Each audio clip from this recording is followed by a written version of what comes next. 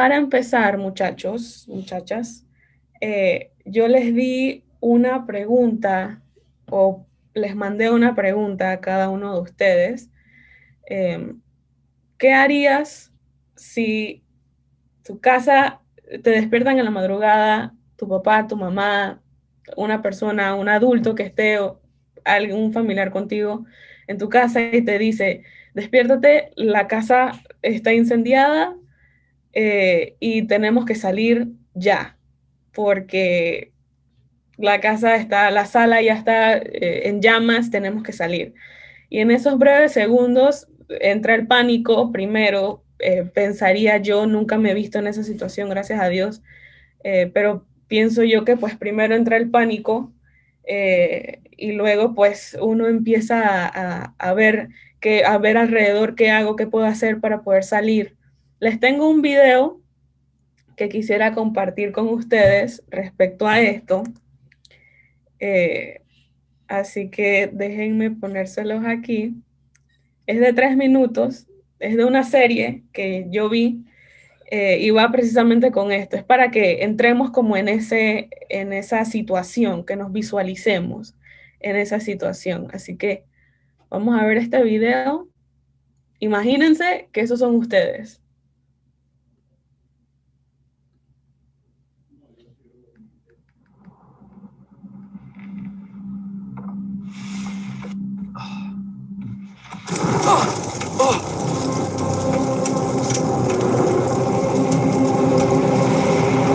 Rebeca, necesito que despiertes. La casa se incendia. Vístete, ponte zapatos. ¿Qué? Oigan, chicos, la casa se incendia. ¡Randall! Sí, estoy aquí. Ok, quédate en tu habitación. Kate, despierta. ¡Papá! Cierra tu puerta, Kate. Dios mío. Vuelve a tu habitación. Cierra la puerta. Voy hacia allá. Voy por ti. ¡Oh, Dios mío! Voy a bajar a buscar a Kevin. Jack, Kevin no está aquí, no está aquí. Estuvo con Sofía anoche. ¿Estás segura? Sí, Jack, acabo de hablar con él. Ve al baño. Moja todas las toallas. Tira las sábanas, ¿de acuerdo? ¡Randall! ¡Oye, voy por ti!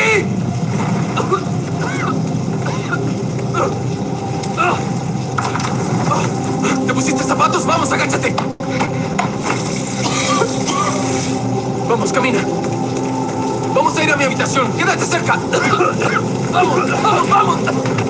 Kate, resiste, ya voy por ti. Rebeca, la ventana. Abre la ventana. ¿Qué? Dámelas. Abre la ventana. De acuerdo, ok. Pon la toalla debajo de la puerta cuando salga. Si no regreso en 3 minutos, saca a tu madre por esa ventana. Si no quiere, la arrastras. Papá, oye. Te amo, hijo. Jack, ten cuidado. Kate, aquí voy. Ya voy, Kate, ya voy.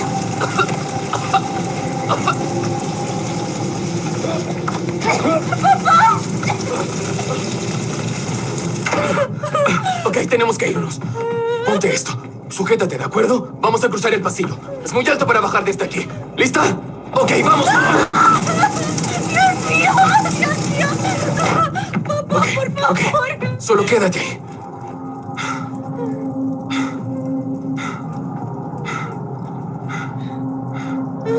Vamos a hacer esto.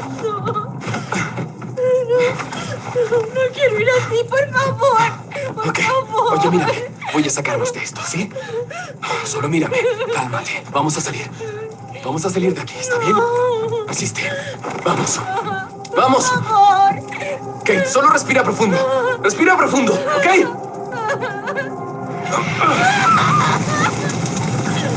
Mantente detrás de mí. Quédate detrás de mí. Sujétate fuerte de mi ropa.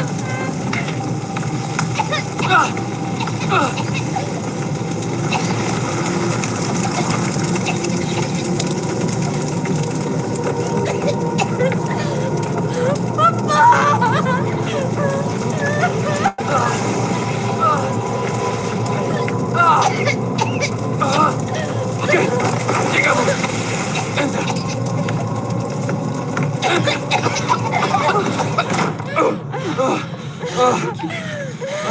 Tranquila. Tranquila, estás bien, estás bien. A la ventana. Randall, vamos. Tú primero. Andando. Vamos. Rápido, rápido, vamos. Escucha a tu padre. Vamos. Vamos, tenemos que salir. Muy bien. Bastante impactante. ¿Qué les pareció esa? ¿Sintieron que estaban ahí en el fuego? Da como Como pánico. suspenso. Sí, sí, sí, como suspenso. Bueno, eh, para ya entrar en la pregunta, imagínate que estás en esa situación.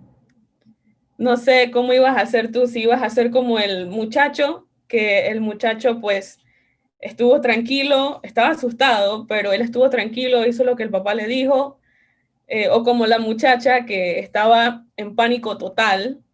eh, no sabemos cómo reaccionaríamos en esa situación, pero si te vieras allí, ¿qué cosas salvarías de tu cuarto? Piensa ahorita mismo o tal vez ya tienes una respuesta.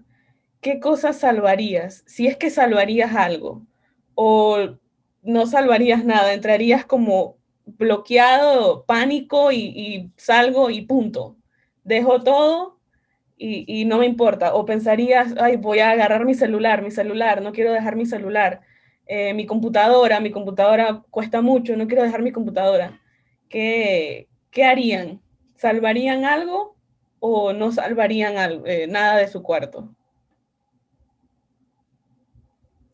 Bueno, lo primero, eh, yo entraría en pánico, Ajá.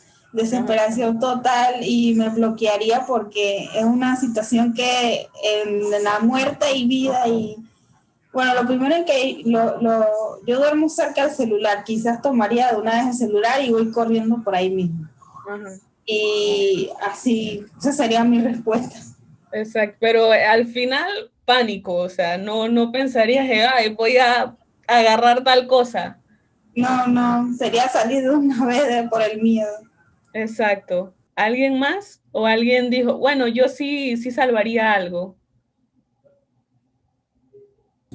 Yo creo que yo sería igual, porque, o sea, la verdad es que nunca he pasado por eso, gracias a Dios, pero yo no me imagino la ansiedad, la acción, pues de que chuzo no está ahí, se está quemando todo, necesito salir, necesito salvarme, mi familia, no sé, tantas Ujú. cosas por las que quizás no pensaría en el momento porque la vida es primero, ¿no? Exacto. De uno. Entonces, en mi caso, yo tengo un gatito, o sea, creo que lo salvaría el gatito, me lo llevaría. Ok, ok. ¿Alguien más?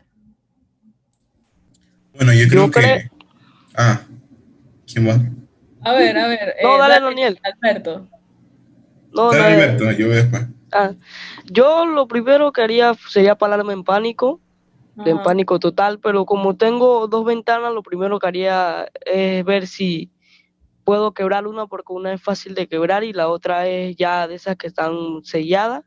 ok, Y entonces quebraría una y por ahí me saldría. Y como tengo mi cómoda ahí cerca, podría agarrar mi computadora. ok, ok. A ver, Dani. Bueno, no sé si es porque yo, yo pienso distinto, pero no creo que entraría pánico de una vez. Uh-huh. Buscaría cosas si en mi cuarto son útiles para salir. Una toalla, una botella de agua, Así mi como hizo el papá, celular. ¿Ah?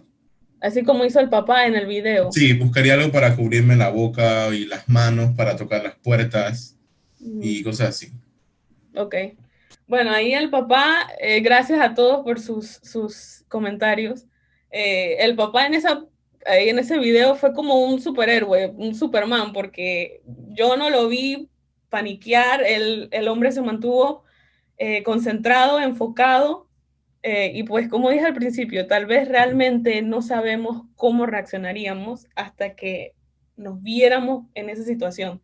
Pero lo que sí dijo Janesi es la vida. O sea, la vida de uno es lo que no tiene valor, no puede reemplazarse, ¿verdad? Las cosas que tenemos en nuestra casa, si bien es cierto, nos dolería perder nuestra laptop, cosas así de valor, eh, al final del día pueden reemplazarse. Nuestra familia o nuestra vida, no. Entonces, ya teniendo este enfoque, en situaciones como esas te ves obligado a tomar decisiones trascendentales en segundos. O sea, decisiones importantes, mi vida o la muerte. Y te das cuenta de qué cosas realmente te importan y qué cosas no, en situaciones como esa. Quiero que tomen ahorita mismo, ya entrando un poco más en seriedad, tomen ahorita mismo unos 15, 20 segundos, cierren los ojos y piensen, ¿a qué cosas debo renunciar en este momento para vivir más plenamente con Dios? Ahorita mismo, ¿a qué debo renunciar yo? ¿Qué posesiones o hábitos se interponen en mi camino para conocer mejor a Dios? Ahorita mismo tomemos estos unos breves segundos, pensemos, ¿qué se interpone en mi camino? ¿Qué hábito, qué cosa debo renunciar yo? Una actitud, una amistad, una relación, un hábito, una mentira. ¿A qué debo renunciar en este momento? Mantengamos esta pregunta en nuestra mente. Al final vamos a tener nuevamente un espacio para reflexionar en esta pregunta. Hoy hablaremos sobre las cosas que realmente importan en la vida, o lo que realmente, la cosa que realmente importa en nuestra vida. Primero, vamos a definir o a establecer qué es vida. En este clase vamos a hablar de la vida terrenal, la vida, y qué es la eternidad o la vida eterna. ¿Alguno sabe qué significa este simbolito que les puse aquí arriba?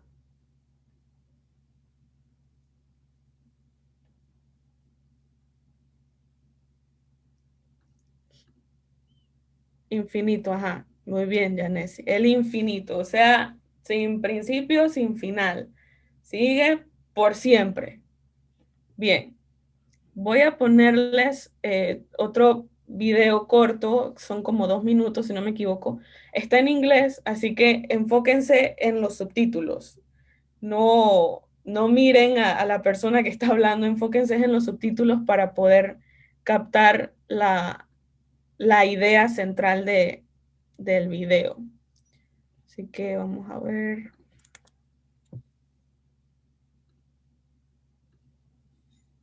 A ver. Va.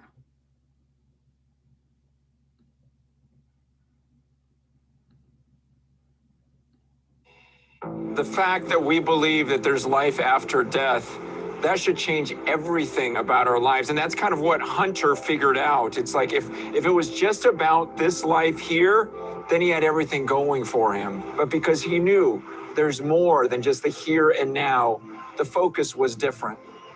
It's like this rope.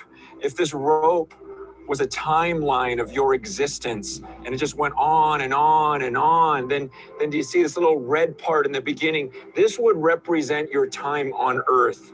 You've got a few short years here on earth.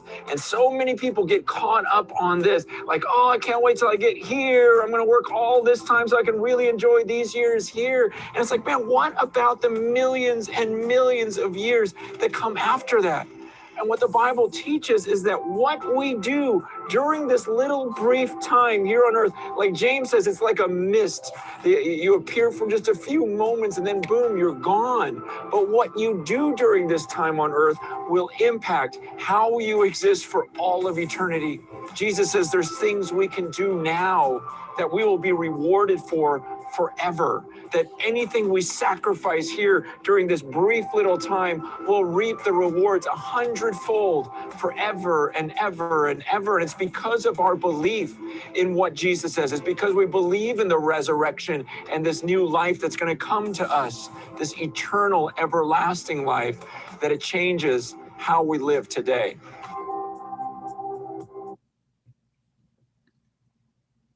Muy bien.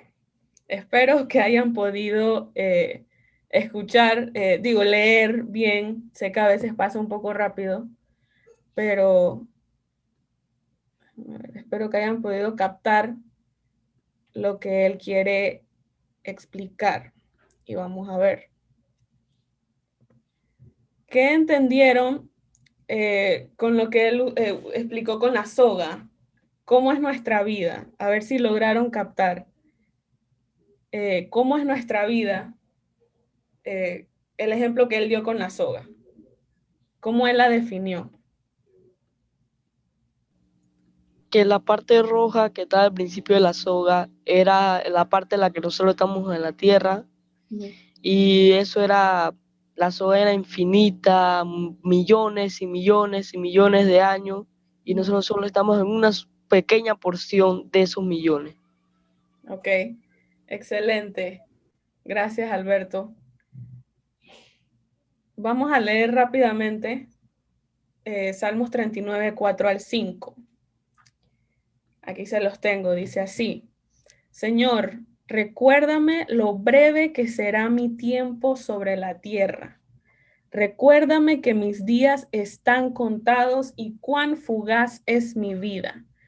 La vida que me has dado no es más larga que el ancho de mi mano. Toda mi vida es apenas un instante para ti.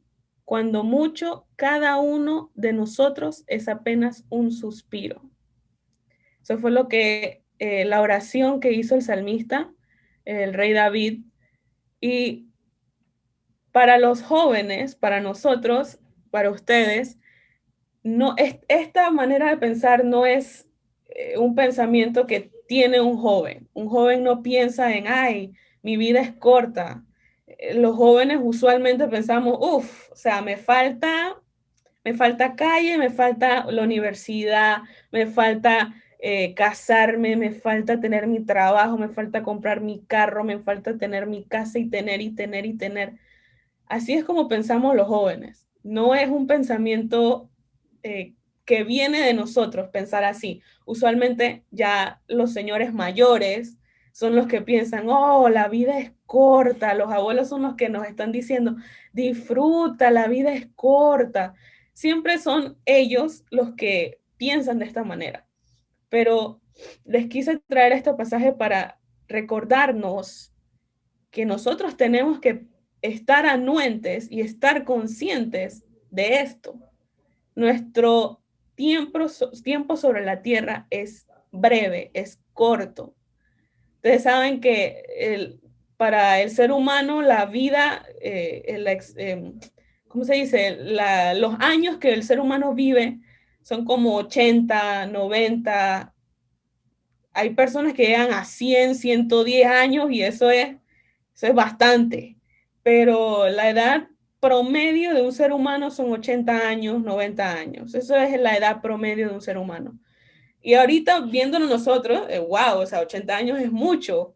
Pero si cambiamos nuestro punto de vista, si cambiamos nuestra perspectiva, 80 años no es nada. Así como Francis en el video nos acaba de explicar.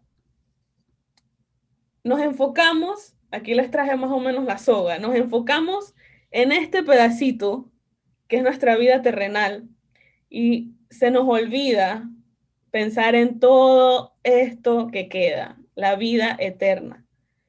Nos enfocamos tanto, sacar buenas notas, tengo que ir a la universidad, tengo que conseguir un buen trabajo, un buen salario, tengo que conseguir una casa, un carro. No está mal pensar en eso, por supuesto que no, pero no debe ser tu único enfoque. Tenemos que estar conscientes de que las decisiones que tomemos estando aquí, en ese pedacito de soga rojo, va a tener un impacto directo en nuestra vida eterna, en lo que queda de los millones y millones y millones de años que habló Francis. Nuestro tiempo en la tierra es corto comparado con la eternidad. Debemos de pasar el tiempo que tenemos con la perspectiva correcta. O sea, vivir nuestra vida a la luz de la eternidad. Vivir nuestra vida no pensando solamente en lo que tengo ahorita, lo que voy a tener mañana, sino luchar cada día por ver nuestra vida, nuestras decisiones con los ojos de la eternidad, con los ojos espirituales, viendo y pensando en lo que va a venir después. Ahora, para establecer también este concepto, el mundo está acostumbrado a ver la muerte como el final. O sea, las personas se mueren y ¡puf! Se apagaron las luces, se acabó, ya no hay más. Muchas personas piensan así, piensan de que ya nos morimos, y hay personas que piensan que el infierno es en la tierra, o sea, que pagamos por las acciones malas que hagamos estando vivos. Hay personas que piensan así, pero nosotros, gracias a las escrituras, sabemos que no es así.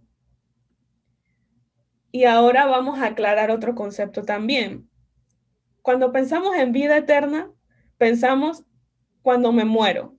Cuando me muero y cuando venga el juicio final, allí empieza la vida eterna. Pensamos que lo vamos a experimentar solo cuando morimos, pero la verdad es que no necesariamente. Experimentamos la vida eterna cuando morimos. La vida eterna la podemos accesar desde ya, a través de nuestra relación con Jesús. Podemos tener un adelanto, como las películas te dan un trailer, te dan un adelanto de lo que se viene en las películas. Podemos tener un adelanto de la vida eterna ahora, teniendo nuestra relación con Jesús. Vamos a leer Juan 17:3. Dice: y esta es la vida eterna, que te conozcan a ti, el único Dios verdadero, y a Jesucristo, a quien tú has enviado. Esta fue parte de la oración que hizo Jesús. Todo el capítulo 17 de Juan es una oración que hizo Jesús.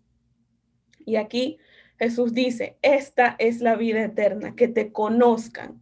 Aquí quiero que veamos que esta palabra conozcan, conocer, no es simplemente tener información de. O sea, cuando te preguntan, ¿conoces acerca de tal tema? Tú dices, ah, sí, nos puedes dar datos, fechas, datitos importantes sobre ese tema, sobre esa persona. Pero en este versículo, quiero que veamos que conocer no es que tú sepas quién es Jesús. Ah, sí, Jesús nació en Belén, Jesús fue el Hijo de Dios y me das una lista de información. Eso no es conocer. Conocer es tener una relación, llegar a conocerlo realmente, personalmente. Tu relación con Jesús mientras estás en la tierra es un adelanto de tu eternidad con Él. Conocerlo, realmente conocerlo, hablar con Él, saber realmente lo que se siente habitar y estar con Jesús, con Dios, eso es un adelanto de nuestra eternidad con Él. Ahora, vamos, aquí es cuando les dije, abran sus Biblias. Vamos a empezar a leer, vamos a analizar juntos una historia, una parábola. ¿Quién puede leernos Mateo 25, 14 al 18?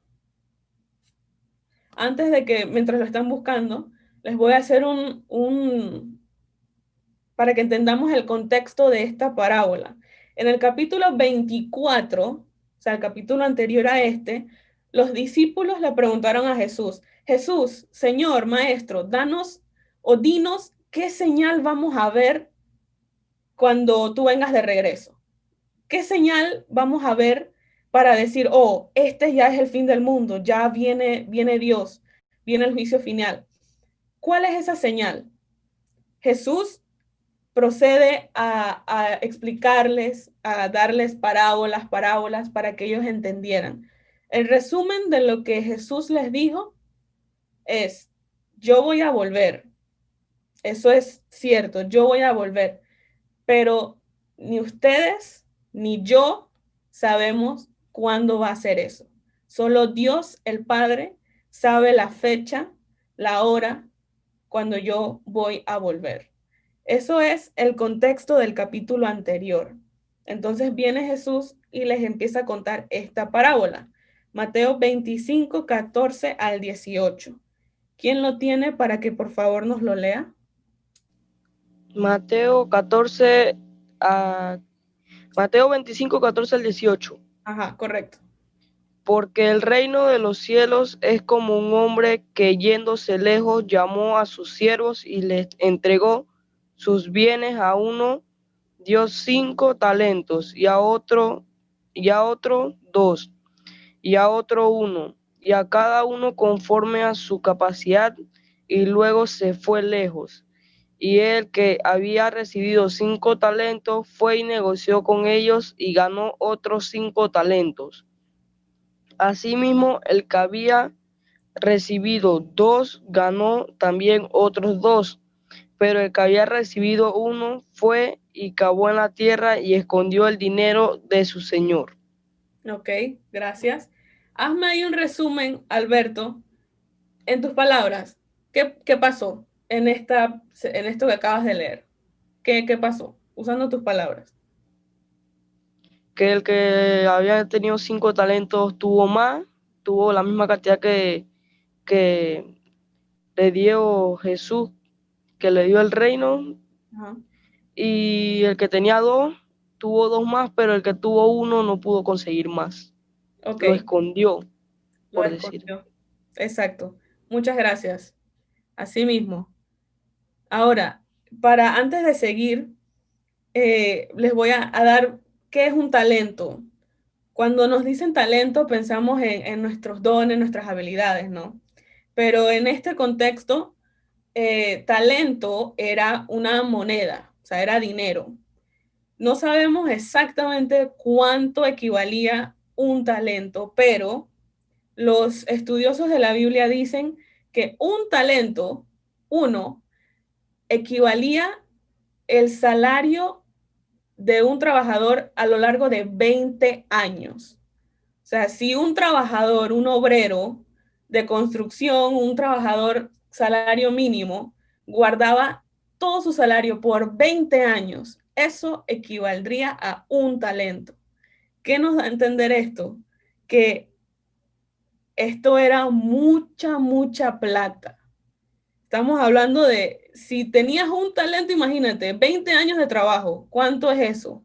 Qué sé yo, $10,000 para ponerlo en nuestro dinero de hoy en día. $20,000, no lo sé. Imagínense, ese es con el que tuvo 1, imagínense el que tuvo 2, el que tuvo 5. O sea, eso era muchísimo, muchísimo dinero. Esto es para que entendamos el concepto y la responsabilidad que tenía cada uno de estos trabajadores.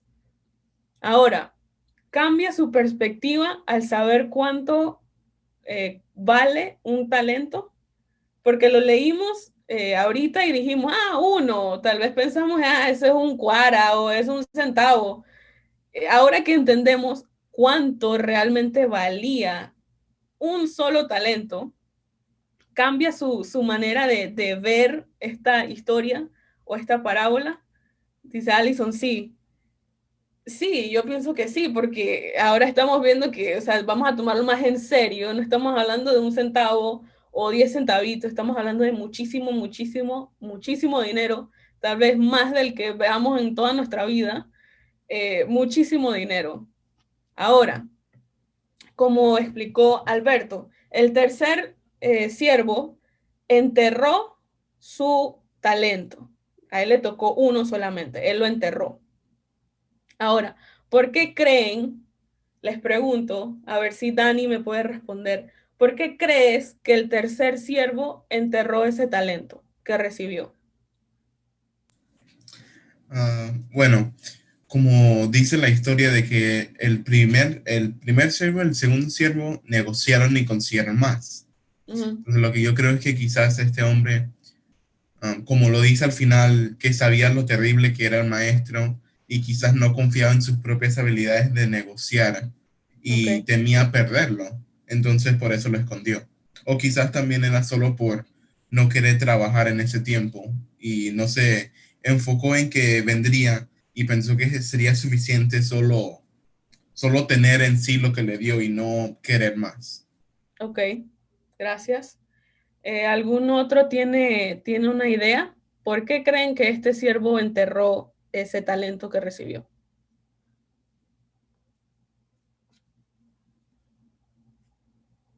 Tal vez pereza.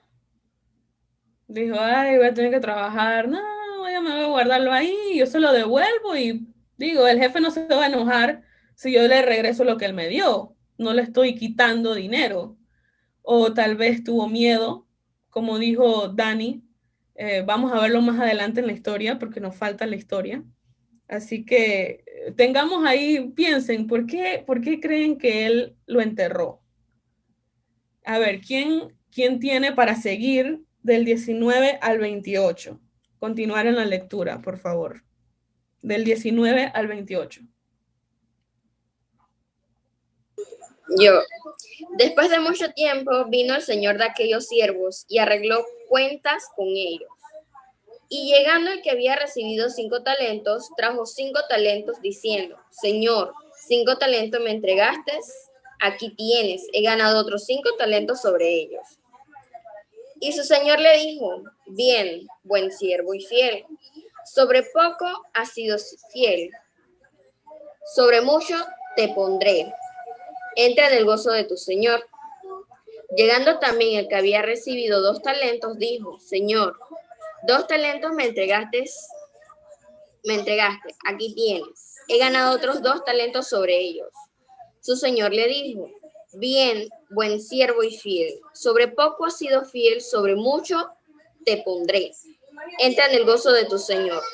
Pero llegando también el que había recibido 1 talento, dijo, Señor, te conocía que eres hombre duro, que ciegas donde no sembraste y recoges donde no esparciste. Por lo cual tuve miedo y fui y escondí tu talento en la tierra. Aquí tienes lo que es tuyo. Respondió su señor. Le dijo, siervo malo y negligente, ¿sabías que ciego donde no sembré y recojo donde no esparcí? Por tanto, debíais haber dado mi dinero a los banqueros y al venir yo hubiera recibido lo que es mío con los intereses. Y dadle pues el talento y dadlo al que tiene 10 talentos. Ok, hasta ahí, gracias. Ok, entonces, ¿por qué la respuesta del Señor a los 2 primeros siervos fue, bien, buen siervo y fiel? ¿Por qué creen? ¿Por qué le respondió así el jefe? Lo felicitó.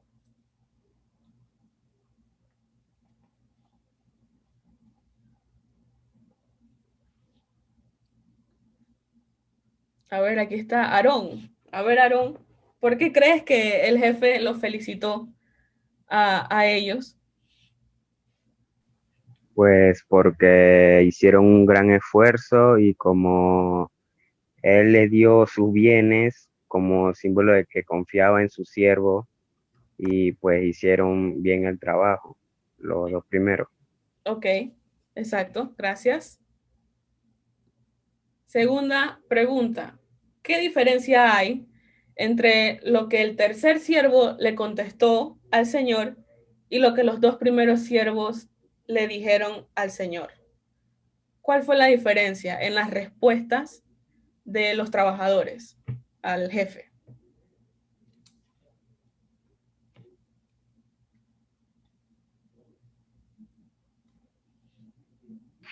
Pues que los 2 primeros hablaron con acciones, pues, o sea, lo hicieron el trabajo que tenían que hacer.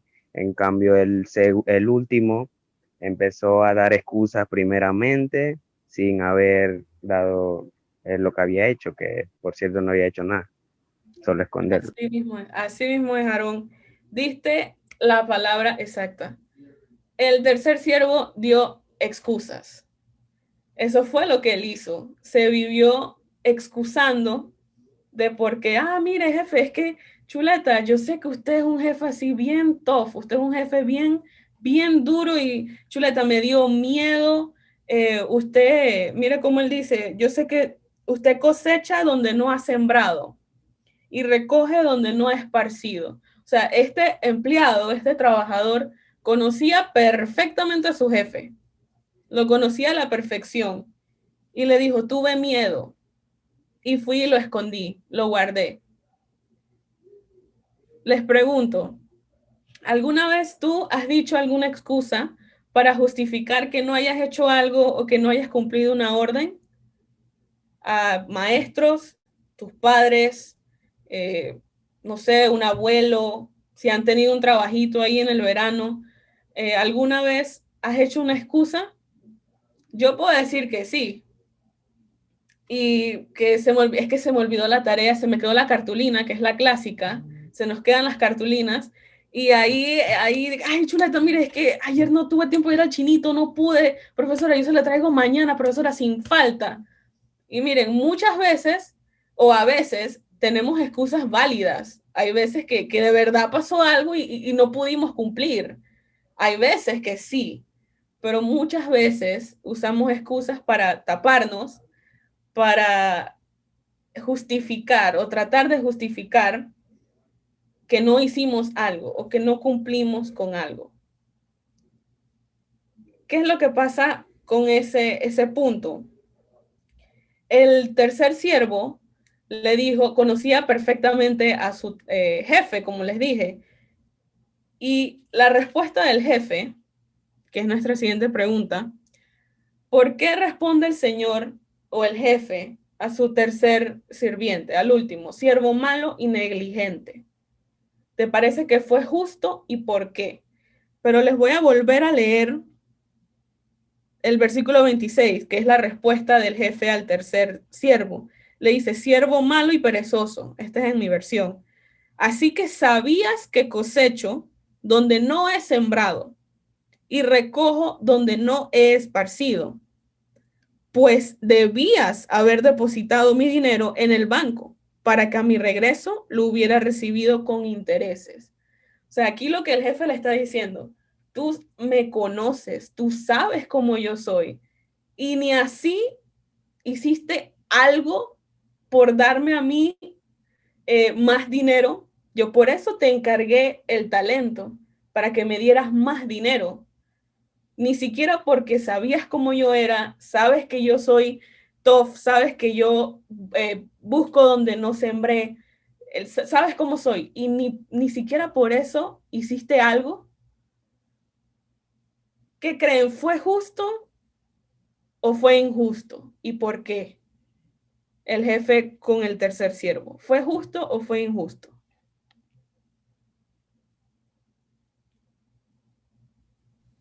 A mi parecer fue justo porque era el siervo que más sabía de él, del jefe, y fue el que menos hizo. Y también fue por miedo a perder lo que el jefe le había dado. Uh-huh. A mi parecer eso fue justo. Ok, exacto, exacto. Y el jefe le dijo, porque Daniel mencionó anteriormente, tal vez él no tenía confianza en que él iba a poder negociar e iba a poder sacar más dinero.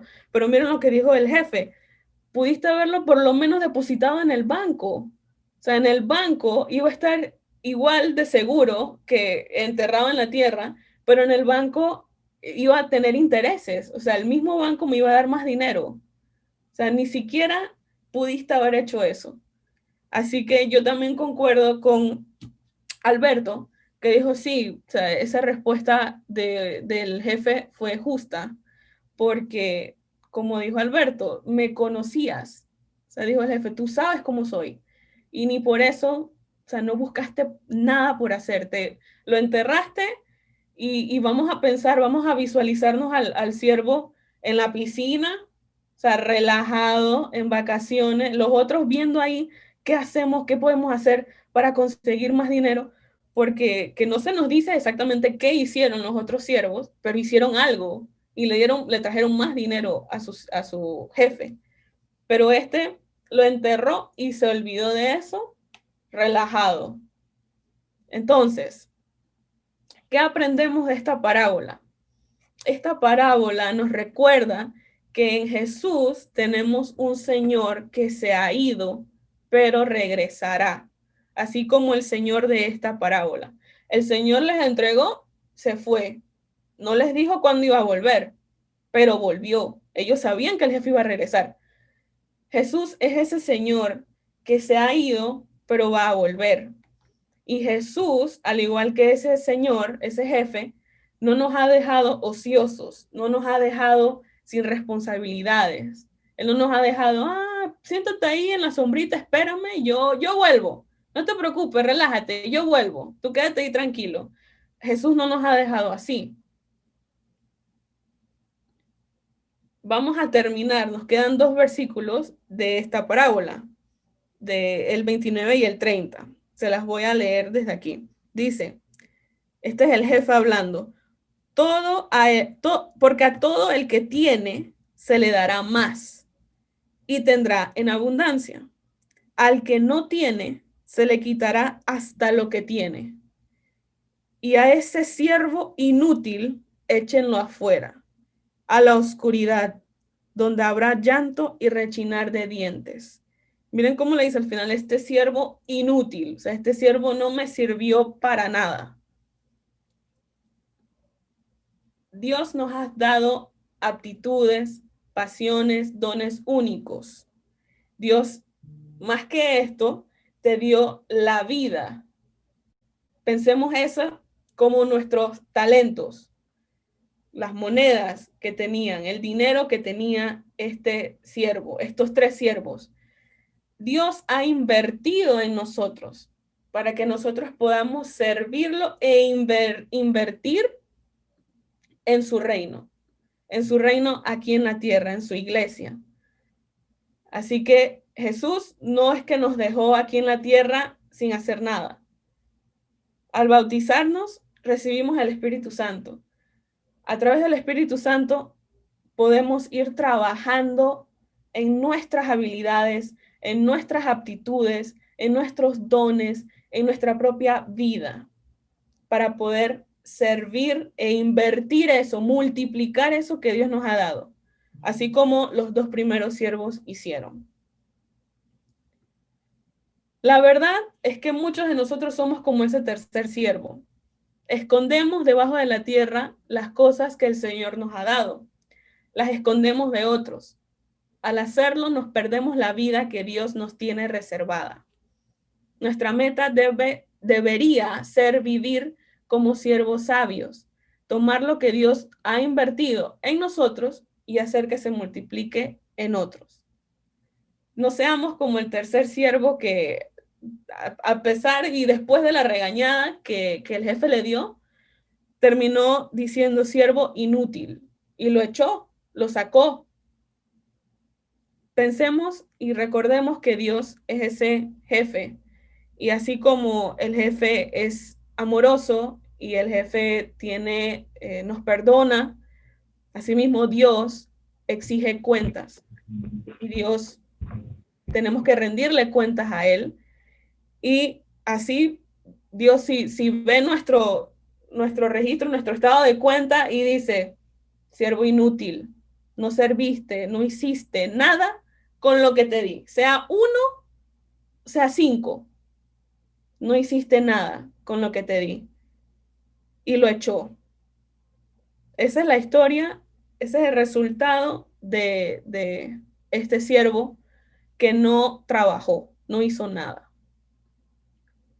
Esta manera de ver lo que Dios ha invertido en nosotros, querer invertirlo, querer trabajar en el reino, que se multiplique, esa es la manera de vivir a la luz de la eternidad.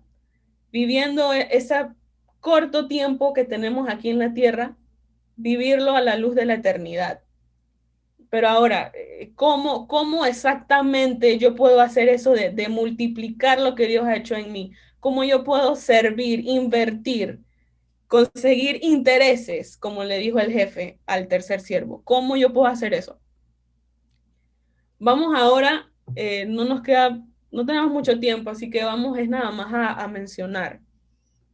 Abraham. Creo que muchos conocemos partes de la historia o Abraham, el padre de la fe. Así se le conoce a Abraham.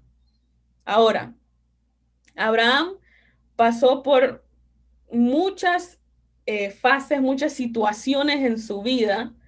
Alguno tiene, o que me dé un detalle, Abraham pasó por esto. ¿Alguna historia de Abraham que ustedes sepan? ¿Qué saben ustedes de Abraham? Un episodio de esa serie de Abraham, un episodio de su vida.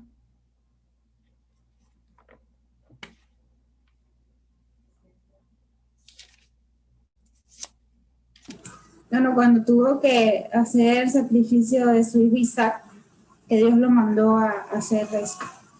Ajá, ok, exacto. Ese es un episodio. ¿Alguno sabe cómo empieza o cómo se nos presenta a Abraham en la Biblia? El primer capítulo que se menciona a Abraham, ¿cuál fue la orden que le dio Dios? Para hacerles así el panorama, Dios le habla a Abraham, que en ese tiempo se llamaba Abram, sin la H, se llamaba Abram, y le dice, quiero que te vayas, dejes a tu familia, deja a tus parientes, agarra tus cosas, agarra a tu esposa y vete. Yo te voy a decir a dónde tienes que ir. Yo te voy a enseñar una tierra que te voy a dar a ti y a tus hijos. Ahora, Abraham no tenía hijos porque su esposa era estéril, su esposa no podía tener hijos. Entonces, Dios se le presenta a Abraham y le dice, te voy a dar una gran descendencia, te voy a dar una gran nación. Todas las familias de la tierra van a estar bendecidas a través de ti. Tus hijos, tu descendencia va a ser como las estrellas, que no las puedes contar. Va a ser como la arena, no la puedes contar los granos de arena. Así va a ser tu descendencia. Imagínense ustedes un momento, yo ni siquiera tengo hijos, diría Abraham, yo no tengo hijos, ¿cómo así que voy a tener una descendencia, un pueblo? No tengo hijos. Esta fue la promesa, o una de las promesas que le dio Dios a Abraham. Abraham agarró sus cosas, Abraham se fue. Dios le enseñó una tierra y le dice, esa tierra se la voy a dar a tu descendencia. Abraham creyó en Dios. Luego pasaron, no recuerdo ahorita mismo cuántos años pasaron desde esa promesa. Yo te voy a dar un hijo. No recuerdo cuántos años pasaron, pero el tiempo corría y Abraham seguía sin hijos. Y entonces él se acordaba y chuleta, Dios me dijo que yo iba a tener, pero nada que llega a mi hijo, no tengo hijo. ¿Cómo va a ser esto posible? Empezó a dudar. Era un ser humano, él dudaba, empezó a dudar. ¿Qué hizo la esposa? La esposa le dijo, yo no te puedo dar un hijo, ya yo estoy vieja, mira, han pasado tantos años y Dios no nos ha dado ese hijo que él te prometió. Entonces, ¿qué hizo Abraham? Se casó, tuvo un hijo con la sirvienta de su esposa. Nació Ismael. Ah, este es mi hijo. Dios le dijo, no, Sara te va a dar un hijo. Ese es el hijo de la promesa, no Ismael. Sara va a tener un hijo. Y seguimos. Él seguía dudando, pero bueno, está bien, voy a confiar en Dios. Vino y le llegó Isaac, le llegó su hijo. Seguimos adelante, pasa el episodio que menciona Yanesi. Viene un día Dios y le dice a Abraham, Abraham, quiero que mates a tu hijo. Vamos, lo lleves a un monte y lo quiero en sacrificio. En ese momento, ¿qué pensarían? Bueno, creí que Isaac era el hijo de la promesa que tú me hiciste. Creí que a través de Isaac iba a tener todas esas otras promesas que tú me hiciste.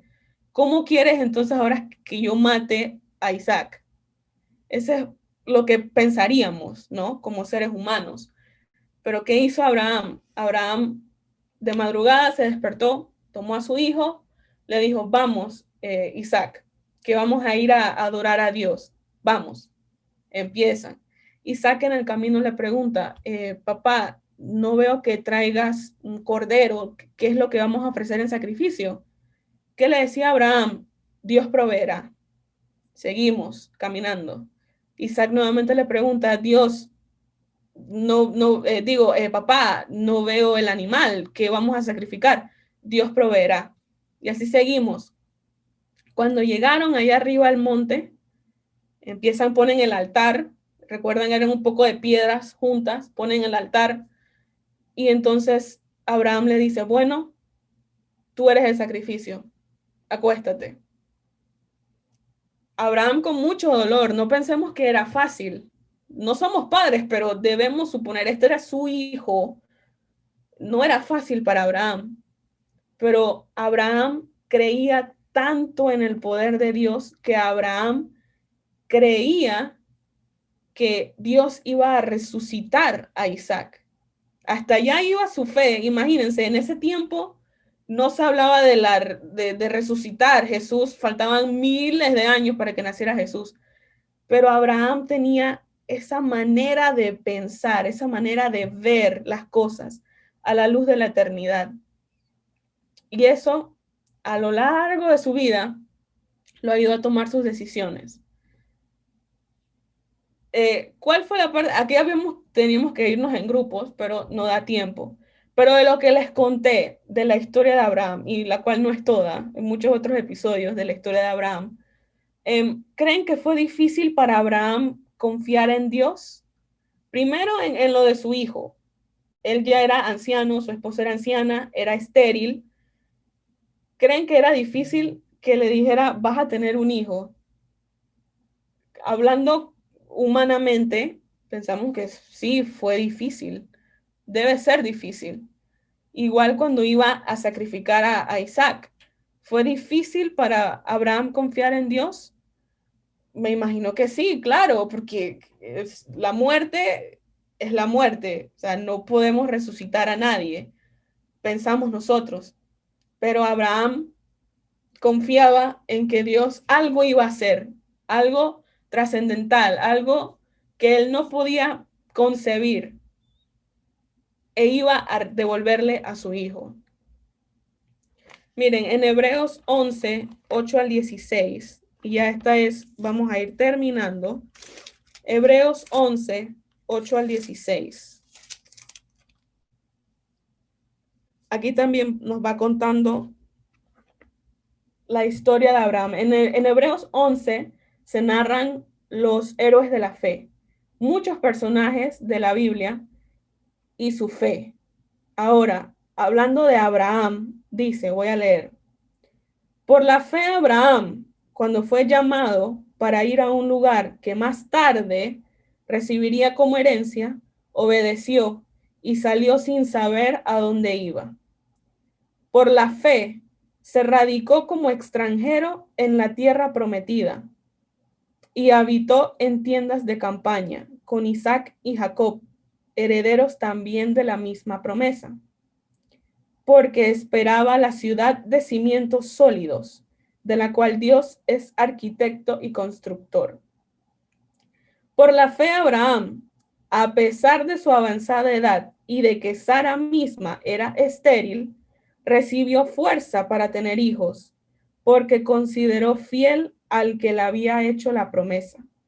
Así que de este solo hombre, ya en decadencia, nacieron descendientes numerosos como las estrellas del cielo e incontables como la arena a la orilla del mar. Todos ellos vivieron por la fe y murieron sin haber recibido las cosas prometidas. Más bien, las reconocieron a lo lejos y confesaron que eran extranjeros y peregrinos en la tierra. Al expresarse así, claramente dieron a entender que andaban en busca de una patria. Si hubieran estado pensando en aquella patria de donde habían emigrado, habrían tenido oportunidad de regresar a ella. Antes bien, anhelaban una patria mejor, es decir, la celestial. Por lo tanto, Dios no se avergonzó de ser llamado su Dios y les preparó una ciudad. Aquí se nos fue narrando la vida de Abraham. Por la fe, él tomó tal decisión. Por la fe, él hizo esto. Por la fe, Abraham. Este pasaje nos muestra que las decisiones de Abraham, aquellas elecciones que tomó a lo largo de su vida, fueron marcadas por su fe en Dios. Recuerden que nosotros tenemos el control de nuestras decisiones y tenemos el poder de decidir para bien o decidir para mal. Aunque Abraham no era perfecto, su ejemplo de vida nos demostró su confianza en el Señor. Esto lo tocamos en nuestra serie de clases anteriores. Nosotros controlamos lo que decidimos, para bien o para mal, lo que elegimos, para bien o para mal. La vida de Abraham fue marcada por decisiones que tomó por fe, decisiones que tomó viendo, visualizando las promesas, la vida que le había prometido Dios. Lean nuevamente aquí versículo 16 de lo que acabamos de leer, Hebreos 11:16. Sin embargo, buscaban un lugar mejor, una patria celestial.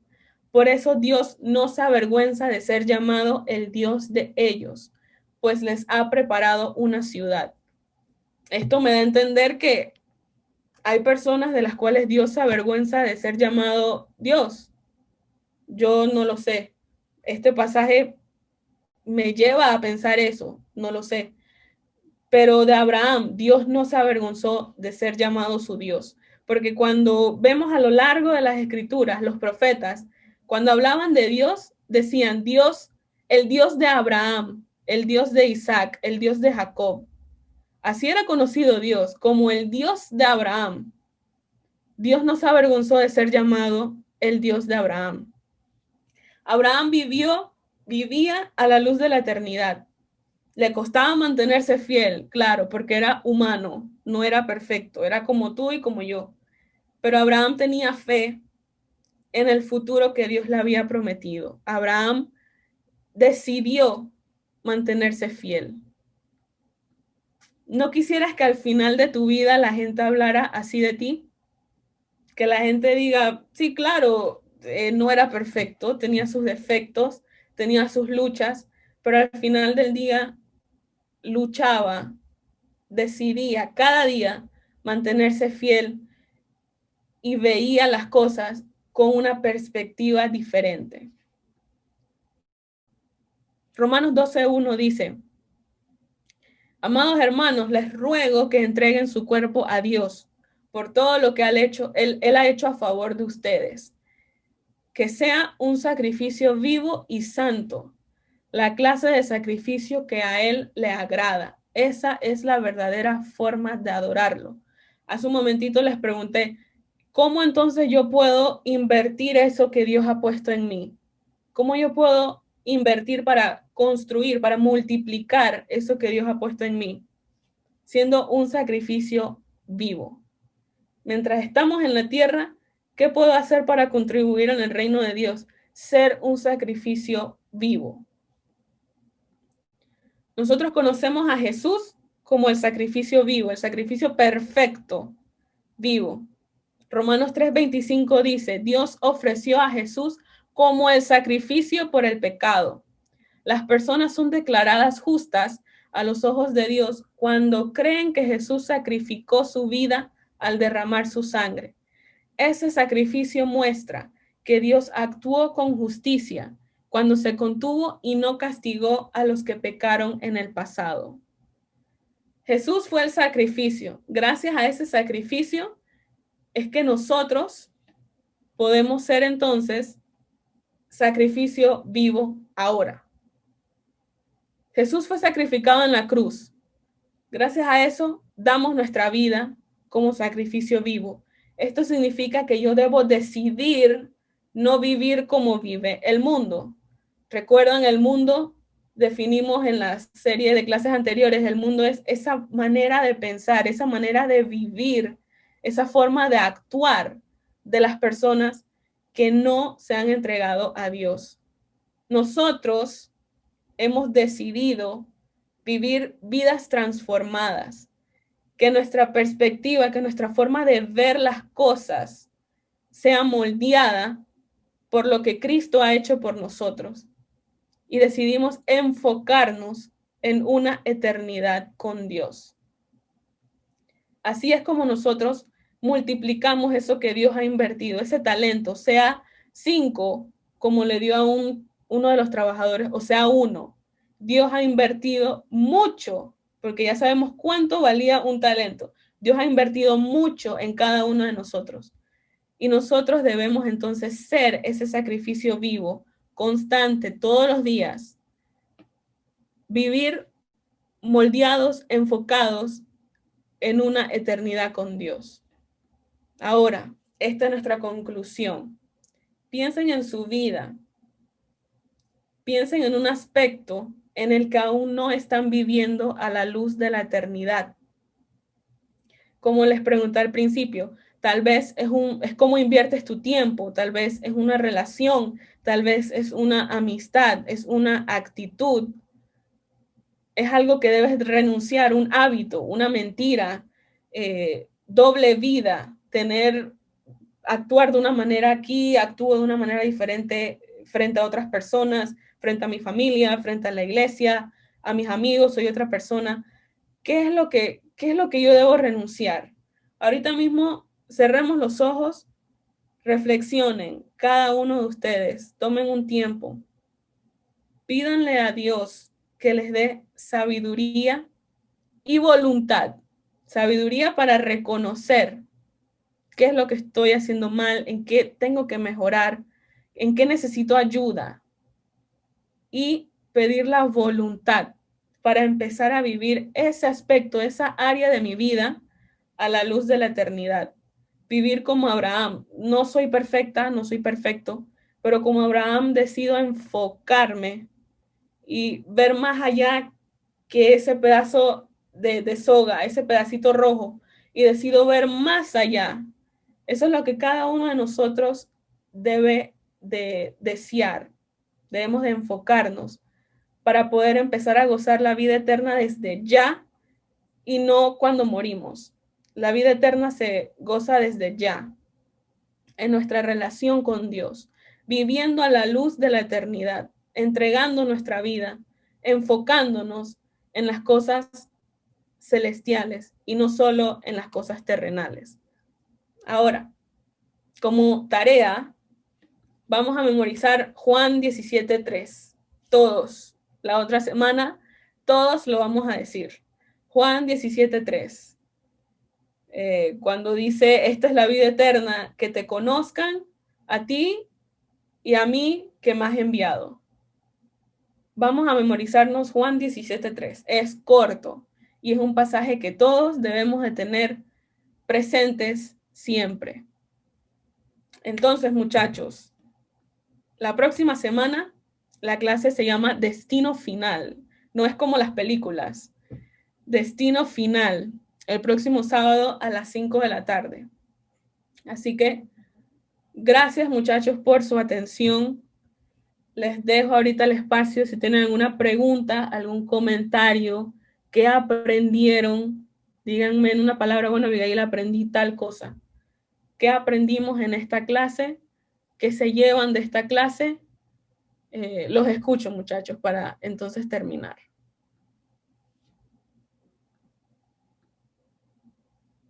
¿Qué aprendimos en esta clase? Una cosa. Aprendí cuánto valía un talento. Bueno, yo, primero que todo, me encantó mucho la clase, pues, porque vemos cómo aprendemos cosas cada día nuevas que no conocíamos anteriormente, ¿no? Me gustó mucho acerca de los talentos, no conocí esa parte, la verdad, y se aprende mucho. Algo que sí me gustaría aplicar en mi vida es como dices, Abigail, que todos debemos de tomar un tiempo en nuestra vida, ponernos a pensar qué tan larga es nuestra vida, porque es verdad, es muy corta, demasiado corta, el tiempo pasa rápido y debemos de saber en qué vamos a gastar nuestro tiempo primeramente. Sí, gastarla así como lo hizo los dos que usaron su talento, que lo utilizaron para generar más, o si no lo vamos a utilizar como el necio. Entonces debemos saber administrar nuestro tiempo, lo que decidamos, pues, porque cada quien somos libres de decidir, ¿no? Entonces sí me gustó esa parte en la que podamos aprender lo que es tan corto la vida. Así es. Gracias, Alison. Gracias. ¿Alguien Bueno, más? sí que debemos despojarnos de las cosas que están, las cosas materiales de este mundo, saber valorar lo que Dios nos ha dado, que es la vida eterna, con lo que se trató en la clase, y perder ese miedo, no tener ese temor o ser ese siervo inútil, como dijo el amo, tener esa voluntad de querer hacer las cosas que Dios nos da y valorar lo que es la vida eterna. Así es. Así es. Bueno, muchachos, si más nadie tiene un comentario, una pregunta. Sí, resumen, la vida es corta. Pensamos como jóvenes que nos queda mucho tiempo, pero la vida es corta. Y si vivimos 30 años o si vivimos 80, el tiempo pasa volando. El tiempo, dice la Biblia, para Dios 1000 años es como un día y un día es como 1000 años. O sea, para Dios el tiempo es nada. Para nosotros el tiempo es nada. Es como la neblina, decía en Santiago 4:14. La vida se va así. Así que tenemos tiempo desde ahora para reflexionar cómo queremos que sea nuestra vida, cómo queremos que sea nuestra vida eterna. No solo enfocarnos en el pedacito rojo de la soga, sino enfocarnos en todo. Y las decisiones que yo tomo en mi vida terrenal van a afectar y van a tener consecuencias buenas o malas en nuestra vida eterna.